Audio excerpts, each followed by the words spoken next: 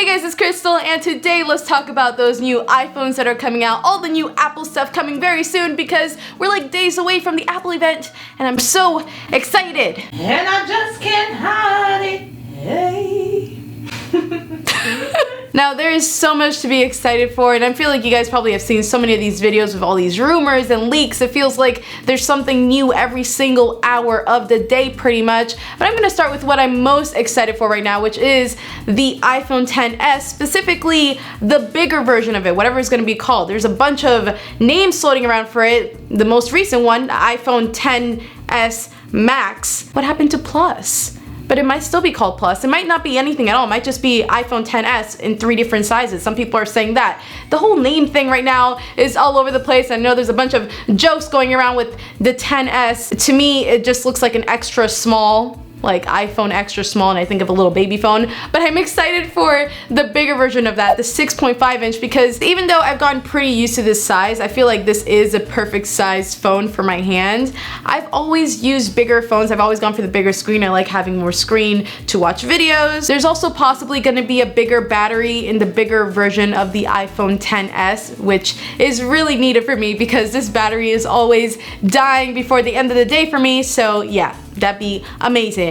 And I guess you already know which one I'm going to be pre-ordering first. There's supposed to be more than 2 iPhones released this year. There's a third one rumored to be released, which I'm also really excited for. So this other phone is supposed to be like the mid-sized, more budget-friendly, cheapest of the 3 iPhone 9. This one is supposed to have a 6.1 inch display, which puts it right in the middle. Like I said, the iPhone XS will be at 5.8 inches, the bigger iPhone XS Max at 6.5 inches, and then this one right in the middle. And since it is the more budget-friendly of the 3 phones, it is said to have less of the newer features that we've seen in the couple past previous iPhones, like it's gonna have an LCD display instead of OLED, and maybe no 3D touch, but I guess we'll see. I mean, I'm pretty ready for it because I feel like everybody was expecting something like an SE2, and that never came out, so something along those lines from Apple would be cool to see.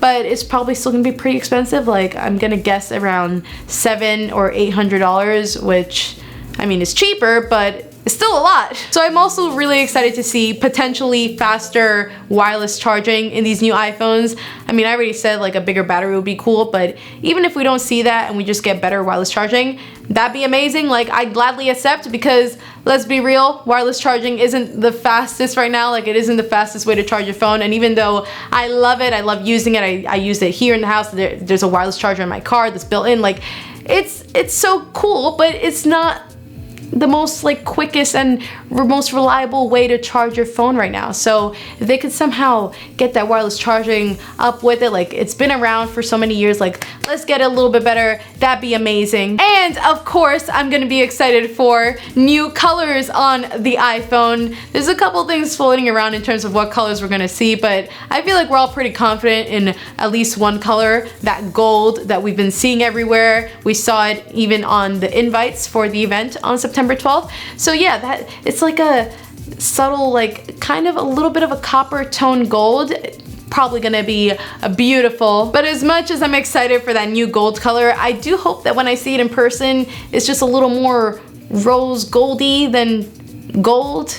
Cause I mean, I love gold, but rose gold, like the last year's iPhone 8, that was my favorite color on an iPhone ever. Like, look at that beauty. It's so pretty. I don't know, it's just so delicate. Yeah, I'm all about this rose gold. I kind of just wish they did this, maybe made the size more stainless steel, and boom, we got the best color ever. But it's probably gonna be more gold than rose gold. I'm also looking forward to seeing better performance out of these iPhones because, as we know, this is the S line, so the phone itself is not gonna look too different from an iPhone 10. Just a lot of changes on the inside, like the A12 chip instead of the A11 chip, which should make performance all around just way smoother. It'll just improve everything, like even battery life without having to have a bigger battery. Let's stop talking about the phones for a little bit and talk about the Apple Watch Series 4 that is supposed to be released.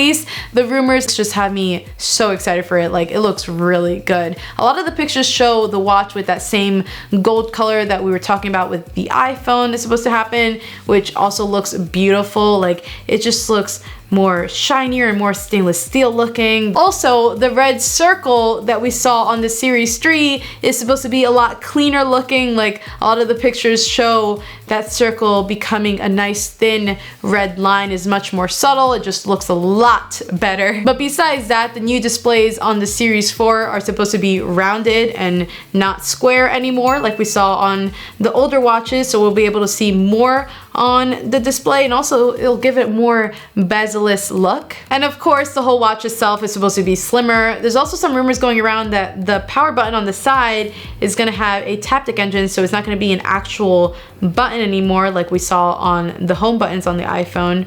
So yeah, lots of new things going on. Like, I can't even tell you how excited I am for this new watch, because I feel like last year's Series 3 didn't have many changes going on, but this year we're actually seeing some new things to it. Let's talk about AirPower, because we should have had that out by now. Like, it was announced last year to be released this year, and I guess they had some technical difficulties with it, so it got a little delayed, but hopefully this time around in this event we will finally know the release date of that. So AirPower is this little charging mat that can charge your watch, your phone, and your AirPods at once. Like, you just plop, plop, plop, and it charges everything at once.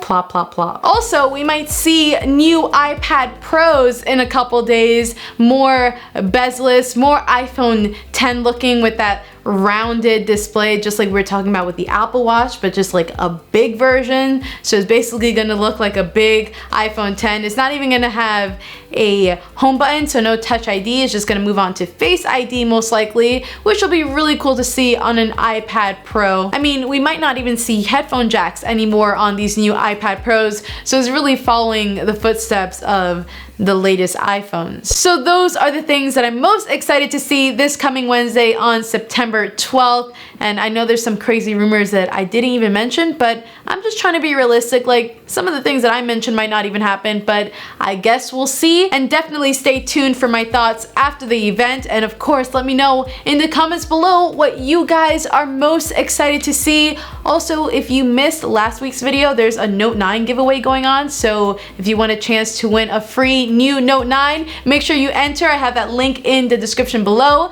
Thanks so much for watching, guys. Don't forget to subscribe, and I'll see you later.